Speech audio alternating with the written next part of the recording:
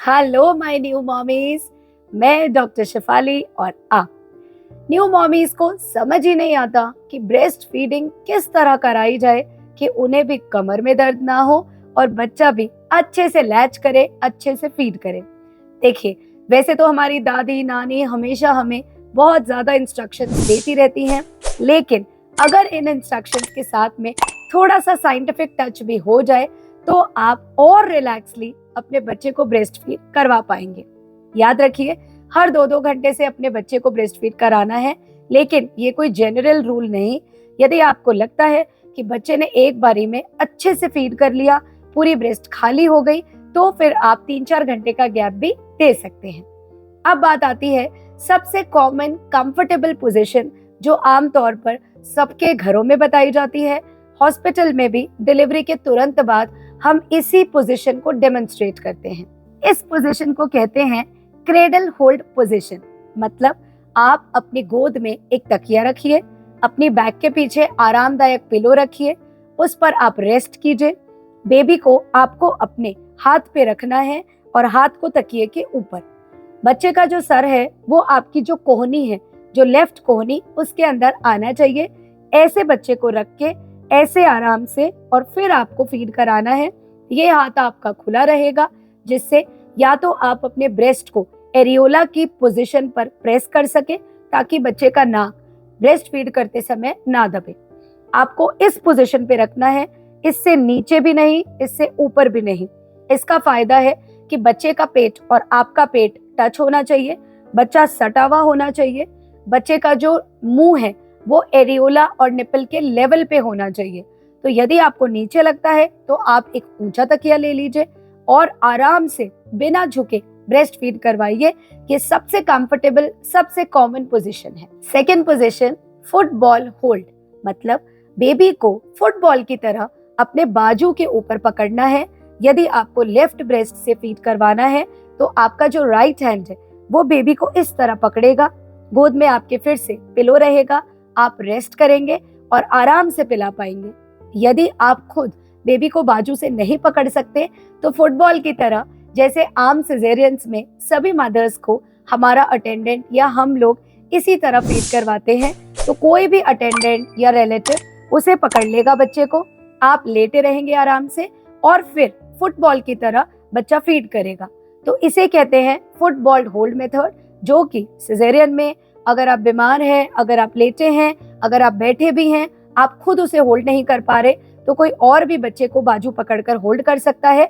उसका हेड जो है वो हमारे इस हाथ के अंदर आना चाहिए, इस तरह की ग्रिप रहनी चाहिए। अगर आप खुद चाहे तो भी बच्चे को इस तरह से पकड़ सकते हैं। Third position side line position. ये सबसे ज्यादा पूछी जाती है क्योंकि हमारे घरों में यही कहते हैं कि जब रात को बच्चा उठे तो सोते सोते ही उसको दूध पिला दो ताकि वो पूरी तरह से जगेगा नहीं।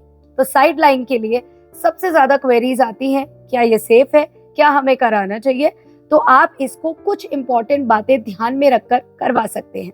आपको करवट लेनी है, बच्चा आपके साइड में लेटा है, आपको ध्यान ये रखना है कि बच्चे का सर या तो किसी पिलो पे या फिर आपके हाथ पे होना चाहिए।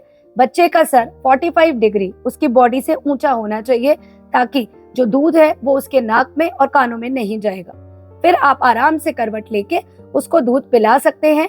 ये भी एक अच्छा मेथड है जो आप रात को सोते टाइम करवा सकते हैं। साथ में बच्चा आपके कांटेक्ट में भी रहता है। ध्यान बस ये रखना है कि बच्चे का सर बिल्कुल भी सीधा नहीं होना चाहिए, हल्का उठा हुआ होना चाहिए। फोर्थ पोजीशन है क्रॉस क्रेडल। जो क्रेडल होल्ड पोजीशन मैंने आपको बताई है उसमें आप अपना जो एक हैंड फ्री है, राइट हैंड, उससे बच्चे के सर को भी आराम से पकड़ सकते हैं, सपोर्ट कर सकते हैं। तो इस तरह से आपने क्रॉस क्रेडल बना दिया। यदि आप इस तरह से फीड करते हैं तो आप अपने लेफ्ट हैंड से बच्चे को पकड़ सकते हैं ताकि बच्चे को हेड को दूसरे हाथ का भी सपोर्ट मिल जाएगा। This is cross cradle. फिर आता है finally fifth position laid back position. इसमें यदि आपसे बिल्कुल मूवमेंट नहीं हो रहा, आप करवट भी नहीं ले पा रहे हैं, आप बैठे भी नहीं हैं, जैसे कि नॉर्मली सिजेरियंस के फर्स्ट या सेकेंड डे पे होता है कई बार, तो आप अपने पीछे 2 तकिए लगा लीजिए। यदि आप हॉस्पिटल में हैं तो अपने बेड को थोड़ा सा उठवा लीजिए। फिर आप पीछे कंधे के तकिए लगाइए, गोदी में तकिए रखिए गोदी तो बनेगी नहीं, तो पेट पर तकिए रखिए, फिर आप बेबी को अपने ऊपर गिरा लीजिए। ये होता है लेट बैक, मतलब आप इस तरह से लेटे हैं और बच्चा ब्रेस्ट को पकड़ के लैच करना सीखेगा। इसमें आपको सपोर्ट मिलेगा आपके साथ वाले रिलेटिव्स का, अटेंडेंट्स का, तो वो बच्चे को पकड़ लेंगे। यदि आपसे पकड़ा नहीं जा रहा और वो आपके चेस्ट और टमी के ऊपर बच्चे को आराम से सपोर्ट करके रख देंगे, ताकि वो धीरे धीरे आपकी बॉन्डिंग, आपकी स्मेल, साथ साथ में कैंगरू मदर भी सीख जाए अलोंग विद लैचिंग। तो ये है लेट बैक मेथड, जो नॉर्मली सिजेरियन के फर्स्ट सेकेंड डे पे या नॉर्मल डिलीवरी के बाद भी यदि आपसे उठा बैठा नहीं जा रहा, तो आप सीधा लेटे लेटे भी इसको करवा सकते हैं। तो देखा आपने, ये सारी पोजीशंस आपके लिए हैं जिनमें आप कंफर्टेबल हैं, उसमें आप पिला सकते हैं बच्चे को दूध। ध्यान रखना है, बच्चे का सर ऊंचा रहना चाहिए, बच्चे का नाक बंद हो तो सलाइन ड्रॉप्स डाल दीजिए, एक बारी में एक ही ब्रेस्ट को पूरा खाली कीजिए, फिर दूसरी ब्रेस्ट से दूध पिलाइए। आपकी कमर में बिल्कुल भी झटका या दर्द नहीं होना चाहिए। इस तरह की आरामदायक पोजीशन इन सभी पोजीशंस में से आप चूज कर सकते हैं।